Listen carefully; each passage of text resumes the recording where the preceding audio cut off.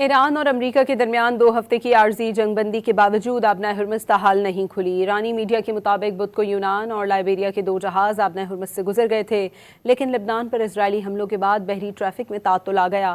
International میری time کے مطابق درجنوں جہاز آبنۂ ہرمز میں موجود ہیں۔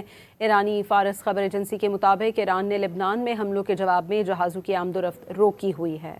ایران اور امریکہ کے درمیان 2 ہفتے کی عارضی جنگ بندی کے باوجود آبنۂ ہرمز تاحال نہیں کھلی۔ ایرانی میڈیا کے مطابق بدھ کو یونان اور لائبیریا کے 2 جہاز آبنۂ ہرمز سے گزر گئے تھے، لیکن لبنان پر اسرائیلی حملوں کے بعد بحری ٹریفک میں تعطل آ گیا۔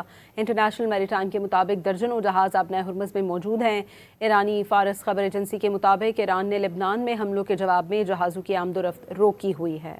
ایران اور امریکہ کے درمیان 2 ہفتے کی عارضی جنگ بندی کے باوجود آبنۂ ہرمز تاحال نہیں کھلی۔ ایرانی میڈیا کے مطابق بدھ کو یونان اور لائبیریا کے 2 جہاز آبنۂ ہرمز سے گزر گئے تھے، لیکن لبنان پر اسرائیلی حملوں کے بعد بحری ٹریفک میں تعطل آ گیا۔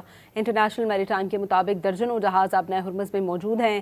ایرانی فارس خبر ایجنسی کے مطابق ایران نے لبنان میں حملوں کے جواب میں جہازوں کی آمد و رفت روکی ہوئی ہے۔